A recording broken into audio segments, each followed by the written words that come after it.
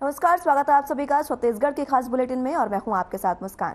छत्तीसगढ़ में पहले चरण के लिए आज मतदान हुआ। 20 विधानसभा सीटों पर मतदाताओं ने उम्मीदवारों की किस्मत को ईवीएम में कैद कर दिया है। आज का मतदान कैसा रहा है और उसी के साथ कहां क्या कुछ हलचल रही, इस पर सभी की नजर रखी है। कुछ जगह ऐसी भी रखी जहां से नक्सली घटना का भी जिक्र हुआ और खबर सामने आई। हालांकि पुलिस बल के मुताबिक सभी 20 विधानसभाओं पर मोर्चा संभाले रखा गया। पहले चरण के मतदान में राज्य के 40,78,000 से ज्यादा मतदाताओं ने 223 उम्मीदवारों की किस्मत को ईवीएम में कैद किया। इन उम्मीदवारों में पूर्व मुख्यमंत्री रमन सिंह, कांग्रेस के प्रदेश अध्यक्ष और बस्तर से सांसद दीपक बैस, कांग्रेस सरकार के 3 मंत्री, बीजेपी की ओर से 4 पूर्व मंत्री और 1 पूर्व आईएएस अधिकारी शामिल है। हालांकि अब देखने वाली बात यह होगी कि जब ईवीएम खुलती है तो किसकी दिवाली मनती है और किसके हाथ खाली रहते हैं।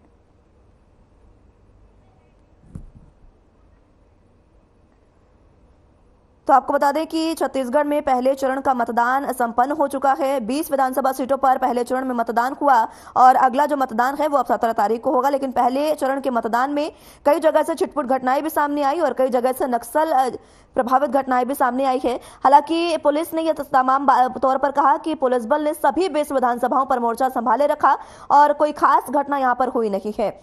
लेकिन 223 उम्मीदवारों की किस्मत को ईवीएम में कैद कर दिया गया है। जनता ने कई तरीके के मुद्दे रखे हैं जो इस बार केंद्र रखे हैं। यानी कि पहले चरण का जो चुनाव हुआ उसमें जनता ने घरों से निकलकर वोट दिया और अपने मुद्दों को लेकर इस बार वोट हुआ है।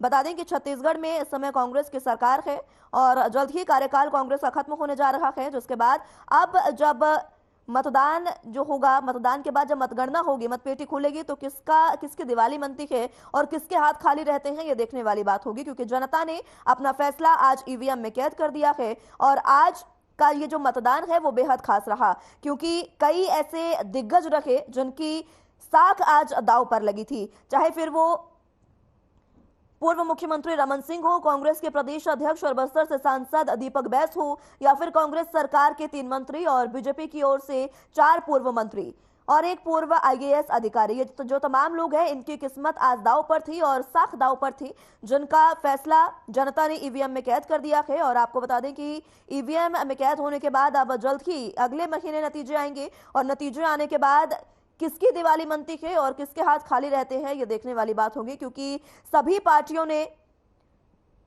पूर्ण रूप से मतदान जो है उसके लिए लोगों से अपील की थी।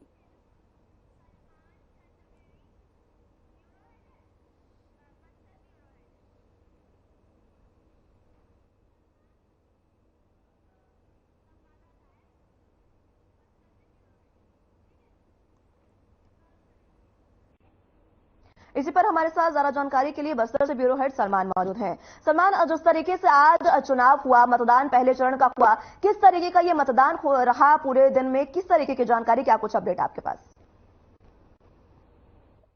आज का पूरा मतदान एक नक्सल प्रभावित क्षेत्र बीजापुर विधानसभा होने की वजह से कई जगह पे फायरिंग भी देखने को मिला है, लेकिन वहां से नक्सली भाग खड़े हुए हैं।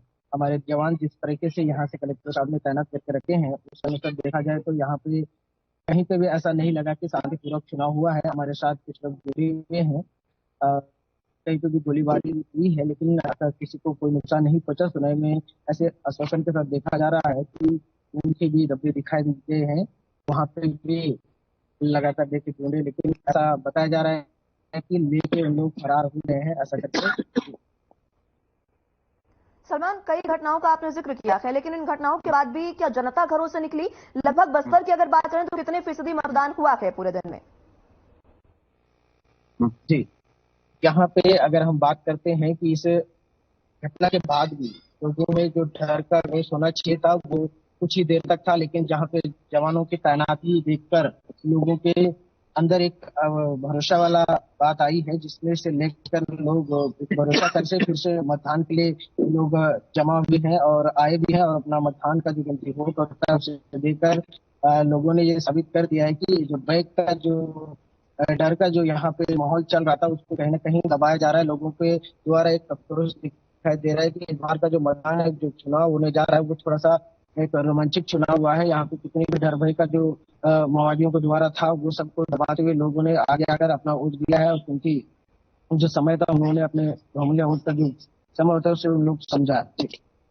सलमान, देखिए लंबे समय से राजनीतिक रैलियां बस्तर में भी हुई और पूरे छत्तीसगढ़ में हुई और सभी पार्टियों ने अपनी साख दांव पर लगाकर पूरे तरीके से प्रत्याशियों के लिए मतदान की अपील की थी। इस बीच जब जनता घरों से निकली तो किस तरीके के मुद्दे यहां पर देखने को मिले, किन मुद्दों पर जनता ने वोट किया है और किसको अहमियत नजर आई मतदान में?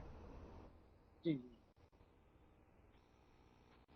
लोगों का खास यहाँ पे मुद्दा लेके गए हैं, तो जो विकास के क्षेत्र में हम बात करते हैं, विकास के लिए ही खासतौर से हम लोग ध्यान दिया। जो महिलाएं होते हैं, जो महिलाओं को आरक्षण जो आरक्षण मिला था उसको भी लेकर लोगों ने इस बार महिलाएं बढ़ चढ़ के आगे आए, जो पुरुषों से ज्यादा इस बार महिलाओं को देखने मिला है हमें। और खासतौर से बात करेंगे तो जैसे शिक्षा हो गया, स्वास्थ्य हो गया, और भी अ, इन चीजों में खास हम लोग ध्यान दिए हैं।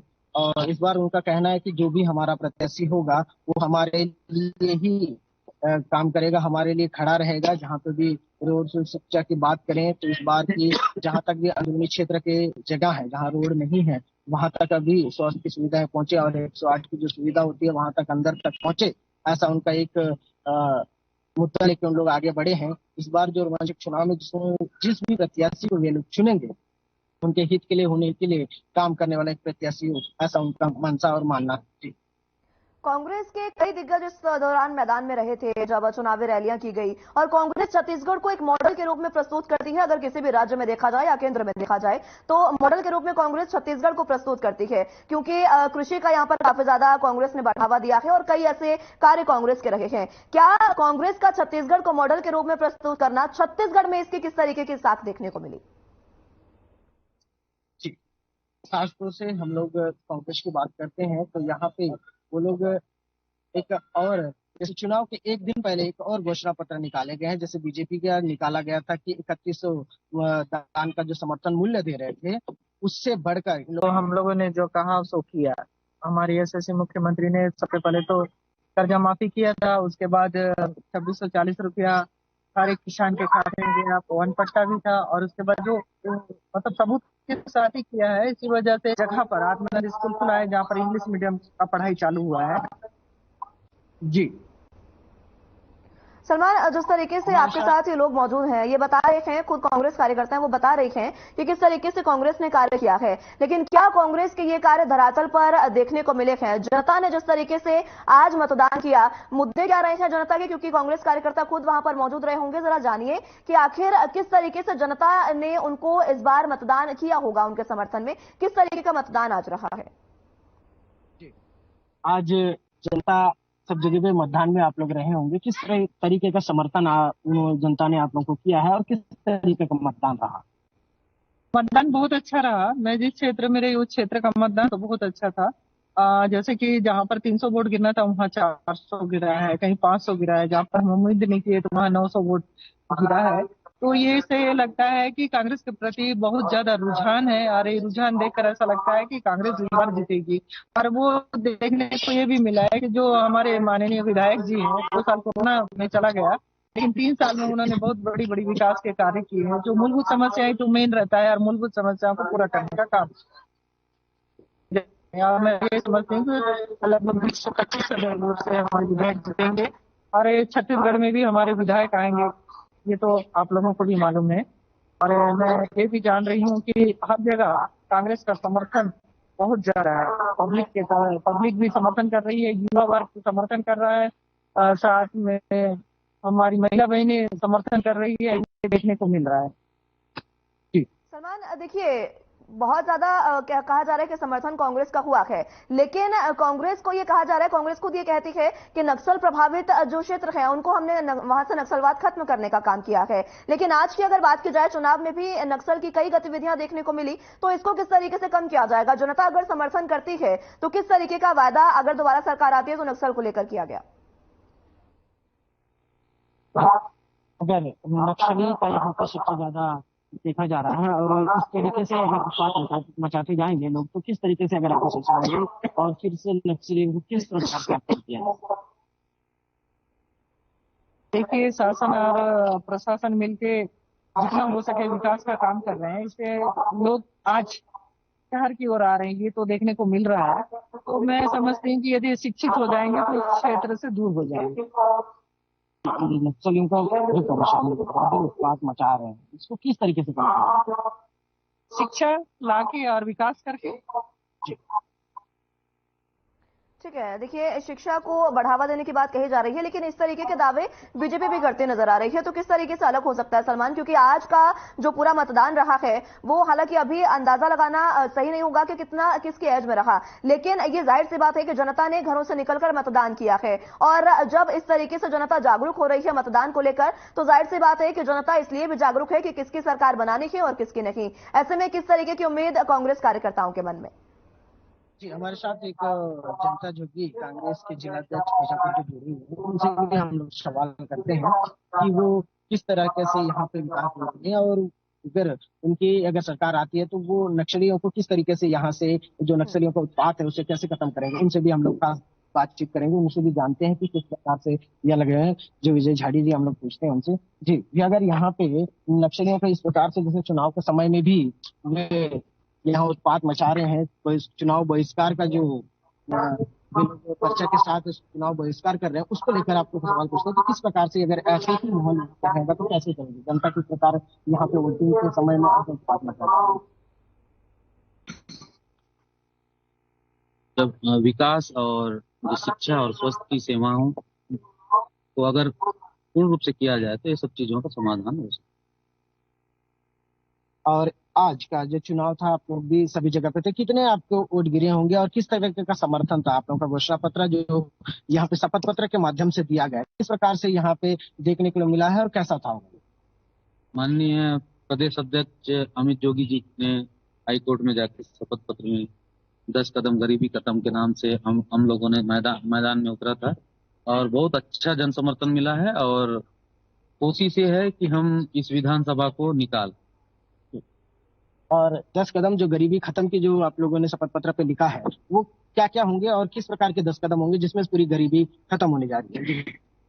सबसे पहले तो किसानों के हित में 4,000 प्रति क्विंटल का समर्थन मूल्य है, और प्रोत्साहन राशि है प्रति एकड़ 10,000 रुपए है। और शिक्षा के माध्यम से दिया जाए तो पूरे जो शिक्षा है फर्स्ट से लेकर आप जहाँ तक पढ़ना चाहते हैं वहां तक पूरा फ्री पढ़ाई है। इस बार शपथ पत्र में और एक घोषणा किए, उसमें शपथ लिए थे कि किसानों का कर्ज भी माफ होगा, और जोगी आवास के नाम से 5 लाख का आवास भी दिया जाएगा। जी, इनका कहना है कि इस बार शपथ पत्र के माध्यम से वे लोग जोगी आवास दे रहे हैं, और दान का जो समर्थन मूल्य है वो 4,000 प्रति क्विंटल किए हैं, और इनका कहना है कि स्वास्थ्य और शिक्षा जैसे क्षेत्रों में खास ध्यान दिया जाएगा। जी सलमान, जिस तरीके के जिक्र दोनों ही कार्यकर्ताओं ने किया है, क्या लगता है कि धान और खेती का जो विशेषकर कृषि का छत्तीसगढ़ में कांग्रेस का बोलबाला रहा है, क्या वाकई ये जो मुद्दे हैं वो इस बार केंद्र रहे होंगे जनता के मतदान का? जी, हम देखते हैं कि अगर यहाँ पे बीजापुर विधानसभा को खास देखते हैं कि बस्तर में सबसे अहम बीजापुर विधानसभा को माना जाता है, क्योंकि ये नक्सल प्रभावित क्षेत्र होने की वजह से किसानों को काफी दिक्कतों का सामना करना पड़ता है। और हमारे बस्तर क्षेत्र में बगैर किसी लोन लिए कोई किसान भाई लोग कार्य नहीं कर पाते हैं। जहाँ पे आती है कर्जा माफ की बात, तो थोड़ा सा किसान झुके हुए नजर आ रहे हैं, क्योंकि वे लोग जानते हैं कि अगर जो किसान भाई लोग हैं उनकी वजह से ही हम लोग का यहाँ पे देखते हैं कि कई किसान भाई लोगों को कर्जा माफ को लेकर उनके चेहरे में एक खुशी नजर आ रहा है। लेकिन कहीं ना कहीं वे लोग भी विकास की ओर ज्यादा ध्यान दे रहे हैं। और रही बात यहाँ का बीजापुर विधानसभा की, यहाँ का जो विधानसभा है, यहाँ पे बोला जाए तो नक्सलियों का ज्यादा बात मचा है। आए दिन कांड देखने के लिए मिलते हैं। आज ही की बात करें तो हमारे बीजापुर विधानसभा में करीबन 2:30 से 2:30 बजे के आसपास, 2 बजे के आसपास वहां पे एक गोपालपट्टनम ब्लॉक में गोलीबारी हुई थी, जहां से पूरे जनता यहाँ पे थोड़ा सा डर का माहौल था, अफरा-तफरी मची हुई थी, लेकिन किसी को कुछ नहीं हुआ है। जितने जवान तैनात थे वो लोग ने कमान संभाल लिया है, और हवाई फायरिंग के चलते लोग फिर वापस भाग खड़े हुए हैं। लेकिन फिर भी जनता वापस अपना वोट देने के लिए आए हुए हैं, और वे लोग अपना वोट दिए हुए हैं। और ज्यादातर किसी भी व्यक्ति से अगर हम बात करें तो उनका कहना है कि इस बार जो धान का समर्थन मूल्य को लेकर जो घोषणा पत्र डाला हुआ है उनको भी लेकर, और जहां तक का जनता जो कांग्रेस ने एक और घोषणा पत्र जो दिया है वो थोड़ा सा अलग होने की वजह से लोग थोड़ा चर्चे का विषय बना है।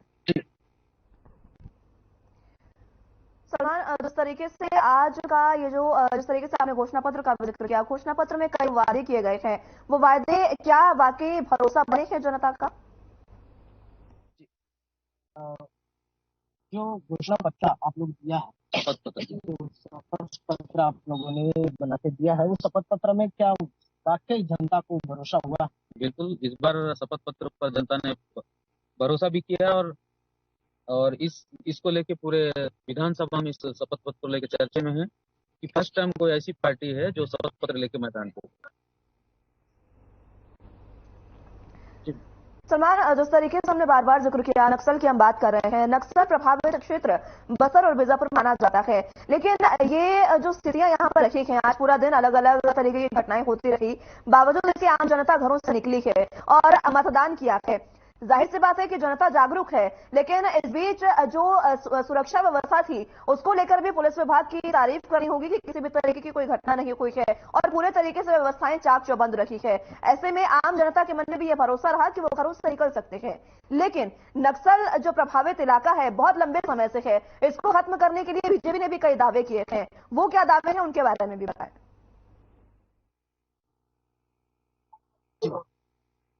बीजेपी का भी दावे इतनी बड़ी थी कि अपन जो इस बार की जो चुनाव होने जा रही है उसमें हम लोगों ने बात किया है, ऐसा करना है। लेकिन उससे पहले हम लोग एक बार और सुरक्षा बल को लेकर हम लोग प्रदेश के आए उनसे बात करेंगे कि किस प्रकार से यहाँ पर सुरक्षा बल तैनात रहे हैं और कितने तादाद के तहत सुरक्षा बल जितने लगना चाहिए था उतना सुरक्षा बल को तैनात किया गया था, और जिसके कारण कोई हादसा नहीं हो पाया। और पब्लिक भी आप देख ही रहे होंगे कि लगातार शहर की ओर आते जा रही है, और वोटिंग भी अच्छा था, रुझान वोटिंग का ये देखने को मिल रहा है। क्योंकि इससे पहले जो हमारे यशस्वी मुख्यमंत्री जी हैं और किसानों के खाते में जो पैसा आया है उसको लेके पब्लिक का रुझान कांग्रेस के प्रति भी है, और जो बल है उनका सुरक्षा व्यवस्था अच्छा था और सभी तरफ देखने को मिल रहा है।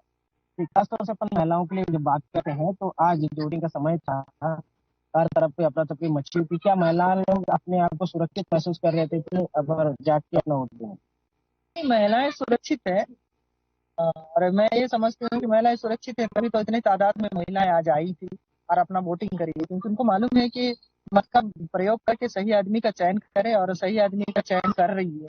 और मैं समझती हूँ कि हमारे विधायक जी ने जो महिलाओं के लिए किया है रिपा के माध्यम से, और ये जो आपका गारमेंट फैक्ट्री है, आज रिपा जितनी भी स्व सहायता समूह की महिलाएं हैं उनका कर्जा माफी करने का काम किया है। आज गोबर जो बेच रही है और खाद बनाने का काम कर रही है, महिलाएं बहुत खुश हैं और इसीलिए इस तादाद में आई हुई हैं, विकास को देखते हुए आई हैं। जी सलमान, महिलाओं का हमने जिक्र किया, विशेषकर महिलाओं के मुद्दे क्या रखे गए हैं, क्योंकि कृषि और धान तो मुद्दा रहा है, लेकिन महिलाओं के लिए उनकी सुरक्षा और सिक्योरिटी सबसे ज्यादा मुद्दा रहा है, और खासकर शिक्षा को किस तरीके से आम लोगों तक पहुंचाया जाए, लोगों को जागरूक किया जाए, ये मुद्दे काफी अहम रखे हैं। महिलाओं की अगर बात करें, घरों से बाहर निकलकर कौन से वो खास मुद्दे रखे हैं जिन पर इस बार जोर दिया गया है? अगर महिलाओं की बात किया जाए तो महिलाओं को ऐसा कौन से अहम मुद्दे उनके खास रहे होंगे जो सुरक्षा महिलाओं के लिए ऐसे कौन से खास अहम मुद्दे रहे हैं? अब महिलाओं के लिए सबसे बड़ी मुद्दा तो ये है कि आज तक महिलाओं को कोई भी नेता जो आया है उनको आज जब महिलाएं तो परेशान आत्मनिर्भर हो गई, अब इसलिए वो बहुत ज्यादा किया, और हमने ये कोशिश की कि जितनी भी महिलाएं अगर आत्मनिर्भर बनाए तो वो एक रूप से काम करेंगी और अपना अस्तित्व को बनाएंगी। और खासकर देखिए, नक्सल प्रभावित इलाके के बार बार जिक्र कर रहे हैं, ये नक्सल प्रभावित इलाका इसलिए भी है क्योंकि शिक्षा को या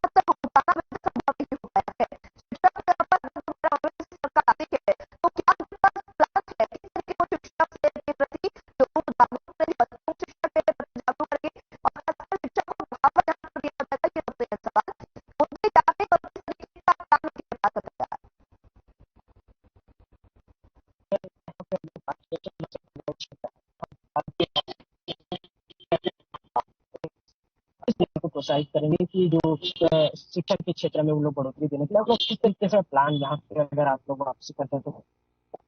हम लोगों ने पहले भी काम किया है, आगे